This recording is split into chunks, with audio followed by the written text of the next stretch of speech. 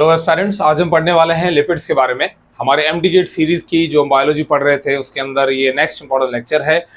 हमारा जो लिपिड्स का टॉपिक है उसको हम दो हिस्सों में तोड़ के पढ़ने वाले हैं। उसका रीजन है क्योंकि रिलेटिवली ये टॉपिक काफी लंबा है, तो हम इसको दो हिस्सों में तोड़ के पढ़ने वाले हैं। आज का ये पार्ट 1 है जिसके अंदर हम पढ़ेंगे लिपिड्स का इंट्रोडक्शन और दो इंपॉर्टेंट क्लासेस ऑफ लिपिड्स। सो बने रहिएगा हमारे साथ। अगर आप हमारे चैनल पे न्यू है तो अभी चैनल को सब्सक्राइब कीजिएगा, वीडियो को एंड तक देखिएगा, आपको बहुत सारी इंपॉर्टेंट पॉइंट्स मिलने वाली है आज के इस लेक्चर में। स्टार्ट करते हैं आज का लेक्चर।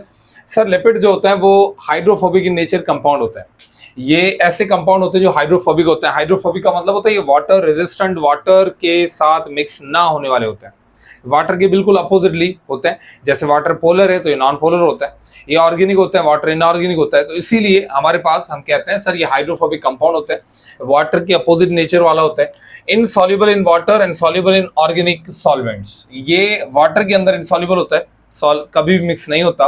और जो सॉल्युबल होता है ऑर्गेनिक सॉल्वेंट्स में, जैसे कि ईथर में, बेंजीन में और ऐसे दूसरे ऑर्गेनिक सॉल्वेंट्स में। आई होप समझ आ रहा है।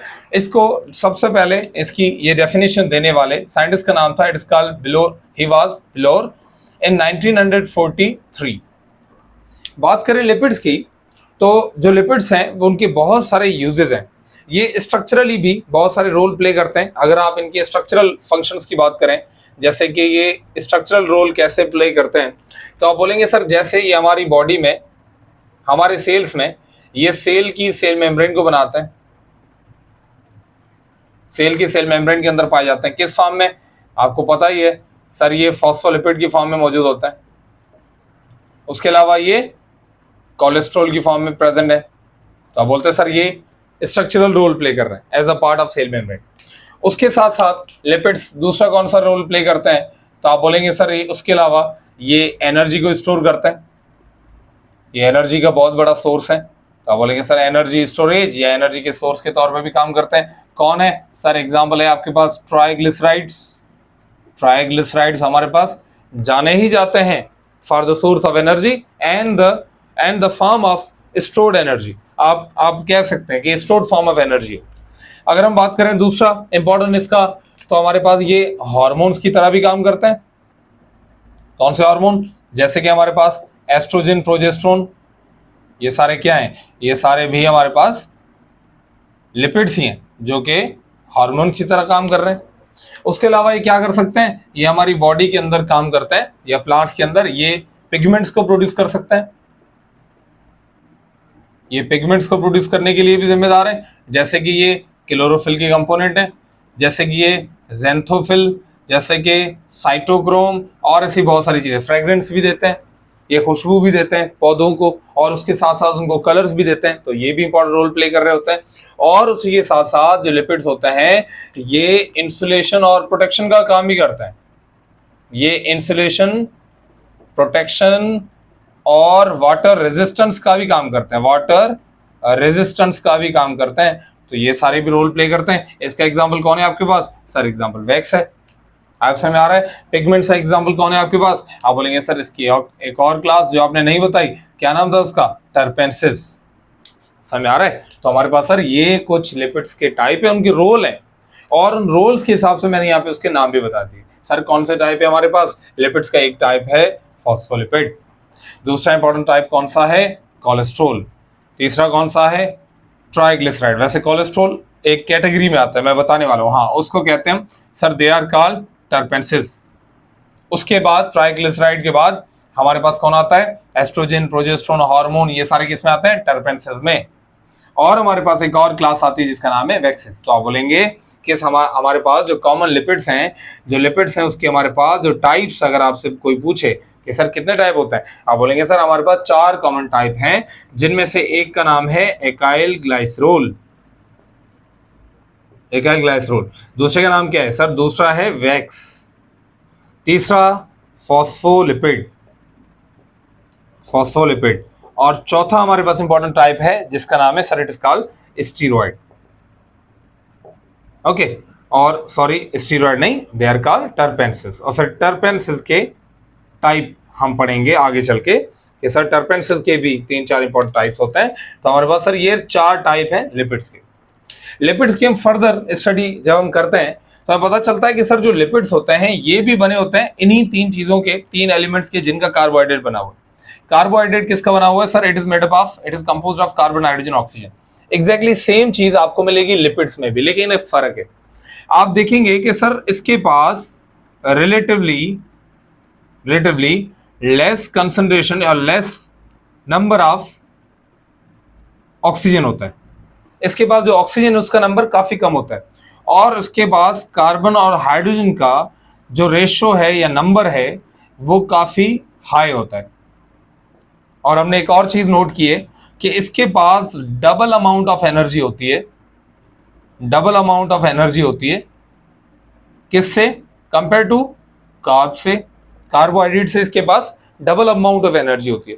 जितना एक मॉलिक्यूल कार्बोहाइड्रेट का दे सकता है आपको, जो फेट का मॉलिक्यूल है वो एक मॉलिक्यूल उससे डबल अमाउंट ऑफ एनर्जी आपको दे सकता है। तो ये कुछ इंपॉर्टेंट चीजें जो आप नोट करेंगे। हम एग्जांपल लेते हैं कि सर इनके पास ऑक्सीजन का कंसंट्रेशन नंबर कैसे ज्यादा होता है। आप एग्जांपल लेते हैं जैसे कि हमारे पास एक कॉमन लिपिड है जिसका नाम है ट्राइस्टीरिन या स्टीरिन।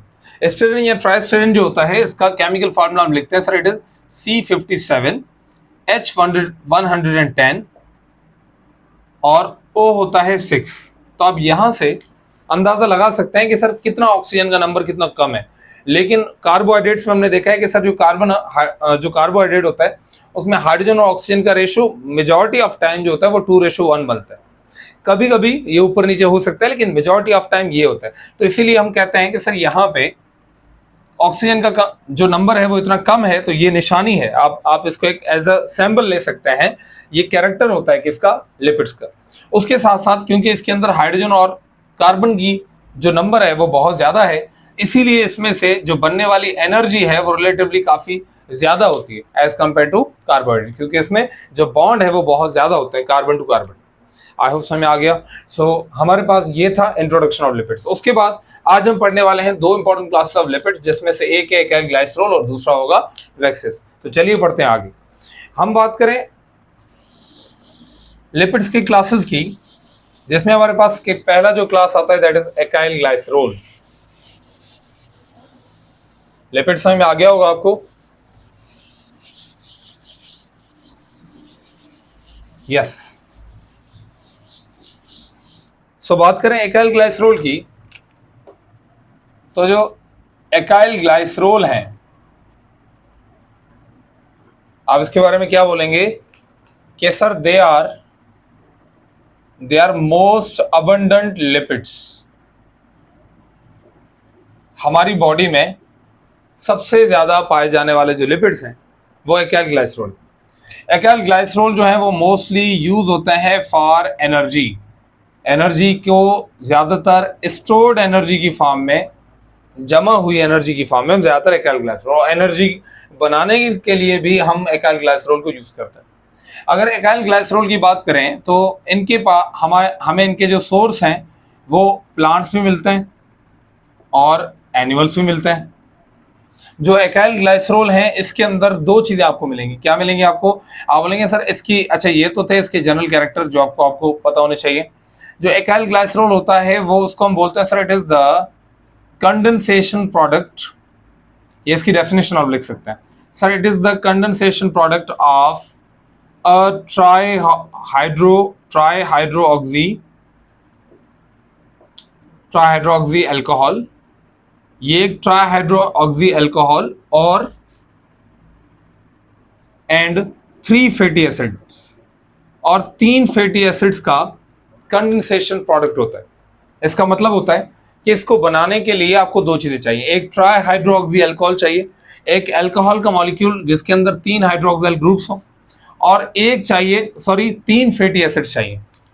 इनकी कंपोजिशन को देखते हैं। देखिएगा हमारे पास जो एल्काइल ग्लाइसरॉल है, अच्छा मैं कुछ और प्रॉपर्टीज बताता हूं उसके बाद हम इसकी कंपोजिशन को देखते हैं।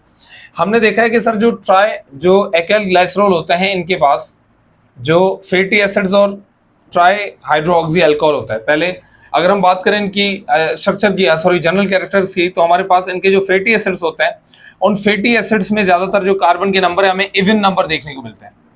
आप बोलेंगे सर इसके अंदर इवन नंबर ऑफ कार्बन होता है इनके फैटी एसिड्स में, ठीक है। उसके बाद जो एल्काइल ग्लाइसरॉल्स होते हैं ये अगर आपको प्लांट से मिल रहे हैं तो आप इनको नाम देते हैं ज्यादातर ऑयल्स का, और अगर ये आपको एनिमल से मिल रहे हैं तो आप इनको नाम देते हैं फेट्स का। तो ये कुछ जनरल चीजें जो आपको पता होनी चाहिए।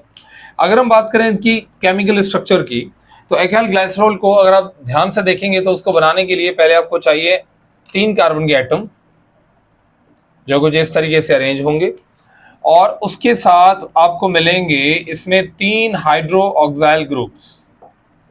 और क्योंकि इसमें 3 हाइड्रो ऑक्साइल ग्रुप्स होते हैं इसीलिए हम इसको बोलते हैं sir it is called try hydroxy alcohol.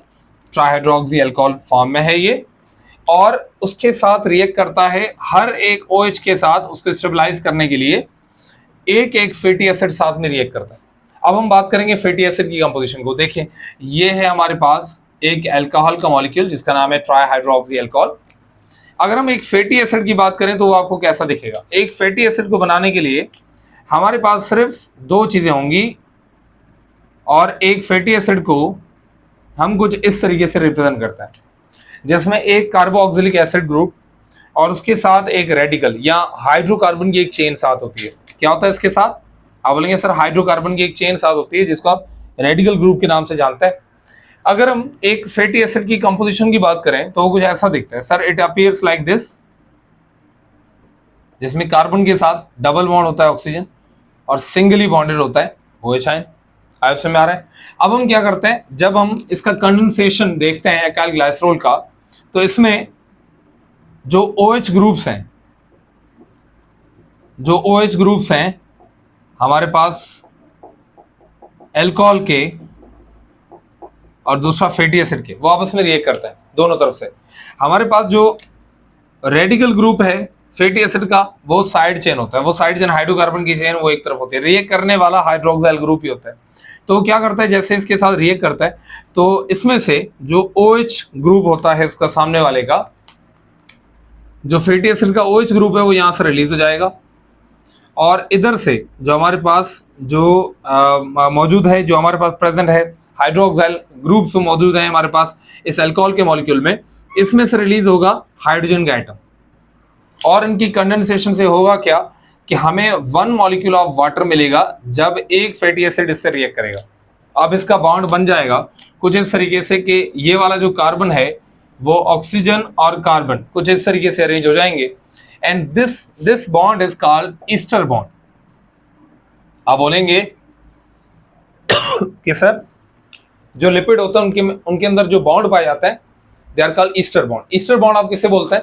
आप बोलते हैं सर जब एक अल्कोहल का मॉलिक्यूल जब जुड़ रहा हो, कंबाइन हो रहा हो किसके साथ, एक एसिड के साथ, तब आप बोलेंगे कि सर ये एक ईस्टर बॉन्ड बना रहे होते हैं। ईस्टर बॉन्ड बना और अब ये इनका OH और हाइड्रोजन जब यहां से लूज हुआ तो अब ये कुछ ऐसा दिखेगा,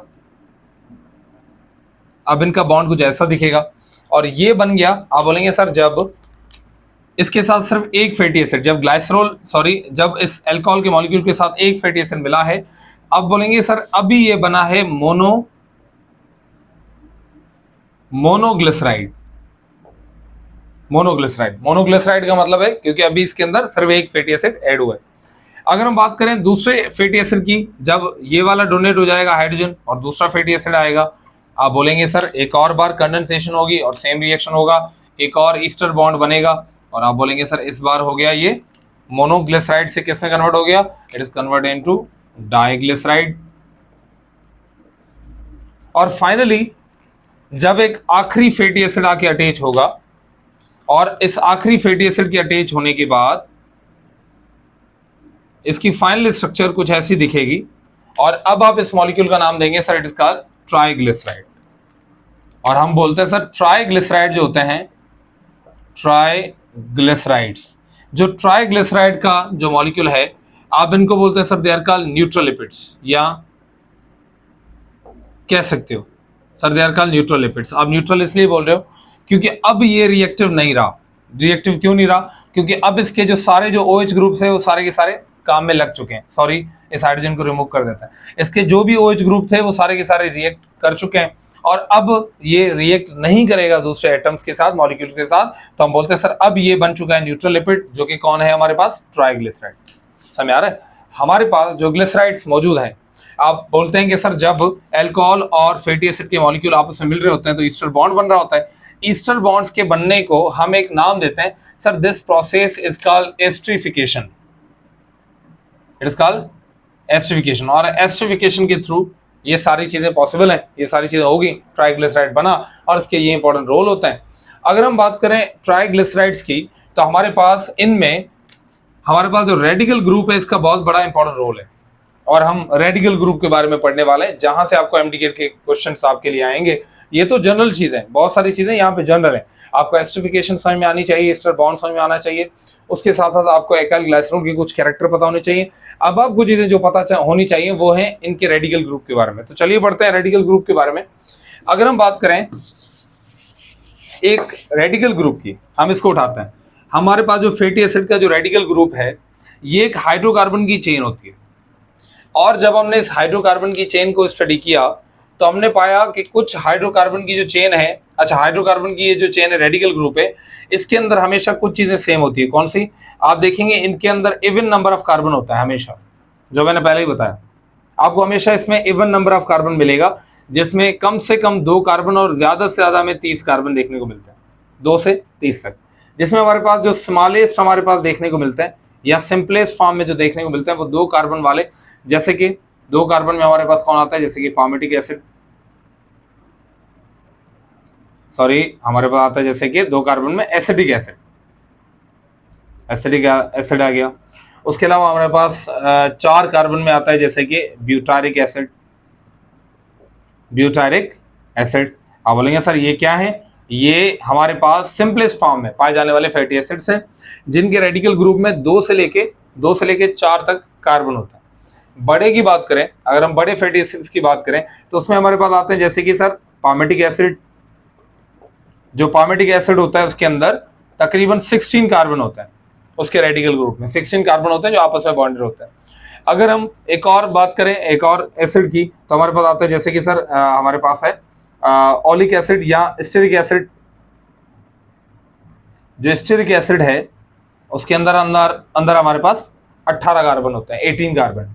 तो ये चीज आपको याद रखनी है कि जो रेडिकल ग्रुप है उसके हिसाब से भी आप एल्काइल ग्लाइसरॉल को क्लासिफाई कर सकते हैं depending upon their number of carbon. Number of carbon का क्या रोल है यहाँ पे? सर आपने ये पढ़ा दिया कि कार्बन का जो नंबर है वो इवन भी होता है, सबसे छोटे ये होते हैं, सबसे बड़े होते हैं, लेकिन इनका रोल क्या है? रोल ये कि इनकी जो कार्बन की नंबर है वो डायरेक्टली कुछ प्रॉपर्टीज पे इफेक्ट करती है। हमने देखा है जितने नंबर ऑफ कार्बन ज्यादा होते हैं उतना ही कुछ प्रॉपर्टीज इन्फ्लुएंस होती है। कौन सी चीजें? हमने देखा है उतना ही ज्यादा इनकी सॉल्युबिलिटी जो है उस पर इफेक्ट पड़ता है, ऑर्गेनिक सॉल्युबिलिटी, जिसमें ऑर्गेनिक सॉल्वेंट में मिक्स होता है, सॉल्युबिलिटी पे। उसके अलावा इसके ऊपर हमने देखा है कि इनकी हाइड्रोफोबिक नेचर पे फर्क पड़ता है, हाइड्रोफोबिक नेचर पे फर्क पड़ता है। आई होप समझ में आ रहा है? इनकी सॉल्युबिलिटी, हाइड्रोफोबिक नेचर, और उसके अलावा हमने देखा है कि इनकी सैचुरेशन के ऊपर भी बहुत बड़ा इफेक्ट पड़ता है। तो ये 2 चीजें तो आपको याद होनी चाहिए कि सॉल्युबिलिटी, हाइड्रोफोबिक नेचर, इनके ऊपर बड़ा असर पड़ता है कार्बन का। जितने नंबर ऑफ कार्बन ज्यादा होंगे उनकी हाइड्रोफोबिक नेचर उतनी ज्यादा होगी, जितने कार्बन के नंबर ज्यादा होंगे उतनी उनकी सॉल्युबिलिटी भी ज्यादा होगी। आई होप समझ में आ रहा है? ऑर्गेनिक सॉल्वेंट में सॉल्युबिलिटी ज्यादा होगी। तो हमने देखा कि सर ये कार्बन का नंबर यहाँ पे बहुत बड़ा इंपॉर्टेंट रोल प्ले कर रहा है, जो कि आपको समझना चाहिए। कार्बन के नंबर के हिसाब से, सॉरी कार्बन के अरेंजमेंट के हिसाब से हमने देखा है यहाँ पे 2 टाइप के आपको एल्काइल ग्लाइसरॉल मिलेंगे। आपका बुक लिखता है उनको sir they are called saturated, और दूसरों को बोलता है अनसैचुरेटेड। सैचुरेटेड और अनसैचुरेटेड मैं आपको बिल्कुल इजी वर्ड्स में समझाने वाला हूँ, और इसीलिए मैंने इसके जगह भी बहुत कम ली है। जो सैचुरेटेड होते हैं उनके अंदर आप देखेंगे कि सर जो रेडिकल ग्रुप में, मिसाल के तौर पर मैं यहाँ पे बना लेता हूँ COOH, और ये रेडिकल ग्रुप में आप देखेंगे कि सर जो कार्बन के जो एटम्स आपस में बॉन्डेड हैं वो सारे के सारे सैचुरेटेड होते हैं। किसके साथ? हाइड्रोजन के साथ।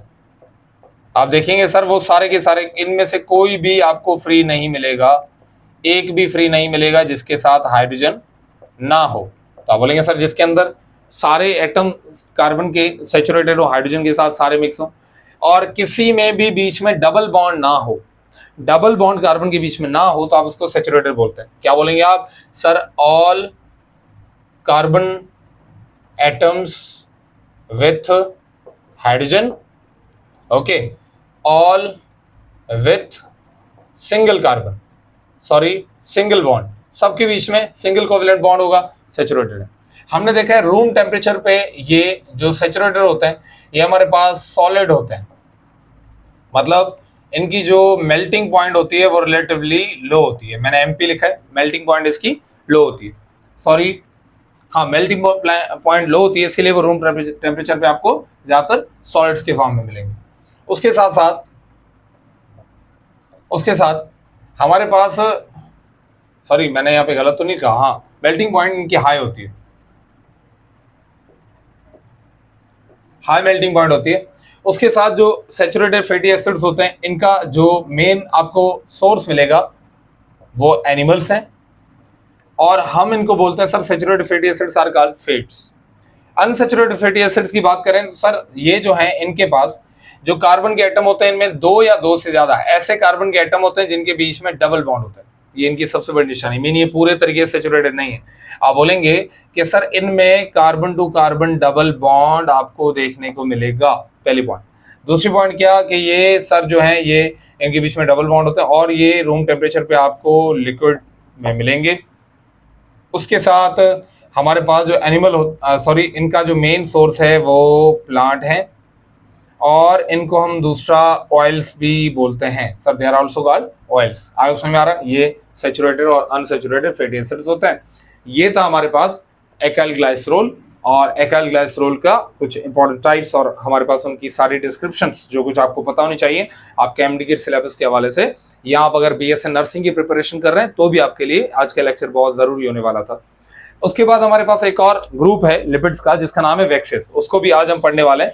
अगर हम वैक्सेस की बात करें तो उसको समझना बिल्कुल ईजी है, क्योंकि उसके बारे में हमारे पास बहुत ही कम इंफॉर्मेशन है रिलेटिवली। जो भी अगर आप सिंध टेक्स्ट का बुक देखेंगे, अगर आप पंजाब टेक्स्ट को देखेंगे, या आप फेडरल का बुक देखेंगे तो उसके अंदर भी आपको बहुत ही कम मटेरियल आपको मिला होगा। क्योंकि जो वैक्सेस हैं उनके बारे में हम क्या जानते हैं कि सर जो वैक्सेस हैं, यहीं पे समझा देता हूं आपको कि सर जो वैक्सेस होते हैं ये सिंपल लिपिड्स हैं, ये ज्यादातर सिंपल लिपिड्स होते हैं। और इसके अंदर आप देखेंगे कि सर एक लॉन्ग अल्कोहल का मॉलिक्यूल, एक बड़ा सा अल्कोहल का मॉलिक्यूल बॉन्ड बना के बैठा होता है एक लॉन्ग फैटी एसिड के साथ। इसमें बस ये दो मॉलिक्यूल होते हैं, एक लॉन्ग फैटी एसिड एक लॉन्ग अल्कोहल के साथ जुड़ा होता है, और आप बोलते हैं sir these molecules are called waxes. Waxes की बात करें तो ये हाईली रेजिस्टेंट होते हैं किसके साथ? वाटर के साथ, यानी बिल्कुल हाइड्रोफोबिक होते हैं। उसके अलावा ये रेजिस्टेंस दिखाते हैं अपनी एटमॉस्फेरिक ऑक्सीडेशन के साथ भी, मीन ये ऑक्सीडेशन नहीं करते, they do not react with oxygen, बहुत ही कम इनका रिएक्शन देखने को मिलता है, ना होने के बराबर। उसके बाद हम इसको ज्यादातर हमने देखा है कि ज्यादातर लिविंग ऑर्गेनिजम्स में इंसुलेशन के लिए और वाटर रेजिस्टेंस के लिए यूज किया जाता है। इसको ऑर्गेनिजम्स यूज करते हैं क्योंकि हाइड्रोफोबिक नेचर के होते हैं। इसको आप दो शक्लों में देख सकते हैं, एक ये नेचुरल फॉर्म में भी आपको मिलेगा, दूसरा साइंथेटिक फॉर्म में भी मिलेगा, नेचुरल और साइंथेटिक फॉर्म। अगर हम इसकी नेचुरल फॉर्म की बात करें तो आपको ये दिखेगा बी वैक्स में, जैसे कि पत्तों के ऊपर लेयर चढ़ी होती है जिसको क्यूटिन बोलते हैं। आपको पता है जो पत्ते होते हैं उनके ऊपर एक प्रोटेक्टिव कवरिंग चढ़ी होती है, वैक्सी लेयर चढ़ी होती है, जो कि उनसे एवापोरेशन को भी कंट्रोल करवाती है, उनको ज्यादा सनलाइट से भी बचाती है, इंसुलेशन प्रोटेक्शन देती है। आप उस लेयर को क्यूटिकल होती है, वो बनी होती है क्यूटिन की, क्यूटिकल लेयर जो क्यूटिन की बनी हुई है। तो क्यूटिन जो है वो एक नेचुरल वैक्स है। और हम देखते हैं साइंथेटिक वैक्स में हमारे पास आता है जैसे कि पैराफिन। पैराफिन क्या है? जैसे कि हम घरों में जो कैंडल है, कैंडल को जो हम बना रहे हैं उसको यूज करने के लिए, उसको बनाने के लिए हमारे पास पैराफिन वैक्स है। और पैराफिन वैक्स जो है इसका जो प्रिंसिपल सोर्स है हमारे पास पेट्रोलियम और पॉलीइथाइलिन है। पॉलीइथाइलिन और पेट्रोलियम ये दोनों साइंथेटिक, ये हमारे पैराफिन जो है ये साइंथेटिक वैक्स में आता है। और ये हमारे पास जो नेचुरल वैक्स है उसमें बी वैक्स आता है, क्यूटिन आता है, या हमारे पास जो स्पर्म वेल जो है एक प्रिंसिपल सोर्स ऑफ वैक्स है, ये सारी चीजें आती हैं। अच्छा, वैक्स के बारे में मैं एक और एडिशनल पॉइंट आपको बताना चाहूंगा। जो वैक्स हैं आप इसको भी दो कैटेगरीज में डिवाइड कर सकते हो, सिंपल वैक्स, दूसरे होते हैं कॉम्प्लेक्स वैक्स। आप बोलेंगे sir simple wax simple wax ऐसे वैक्स होते हैं जिसके अंदर सिर्फ दो चीजें हों, एक फैटी एसिड, दूसरा long molecule of alcohol. Okay, लेकिन अगर इसके साथ फैटी एसिड प्लस एल्कोहल और साथ में कोई और भी मॉलिक्यूल ऐड होता है, जैसे कि हमारे पास मॉलिक्यूल होते हैं, जैसे कि हमारे पास कुछ पिगमेंट एडेड होते हैं, कोई टर्पेंस का मॉलिक्यूल ऐड होता है, मतलब कोई और लिपिड इसके साथ ऐड होता है, तो आप बोलेंगे सर अगर कोई दूसरा मॉलिक्यूल भी इन दोनों के साथ एडेड हो और अब इसकी कंपोजिशन थोड़ी चेंज हो, तो आप इसको कहेंगे कि sir it is called complex wax. और ये हमारे पास टोटल टाइप और कैटेगरी होती है वैक्सेस की। सो आई होप आज का लेक्चर आपके लिए बहुत ज़्यादा हेल्पफुल रहेगा। अगर आप चैनल पे न्यू हैं और अगर आपको आज का ये वीडियो बहुत ज़्यादा सही लगा है, अच्छा लगा है, आपको चीज़ें समझ में आ गई हैं, तो चैनल को सब्सक्राइब ज़रूर कीजिएगा। मिलते हैं एक नए लेक्चर के साथ, एक नए टॉपिक में। अगले लेक्चर में हम पढ़ने वाले हैं दूसरे जो इंपॉर्टेंट पार्ट्स, जो इंपॉर्टेंट टाइप्स हमारे पास लिपिड्स के रह गए, उनके बारे में। Thank you.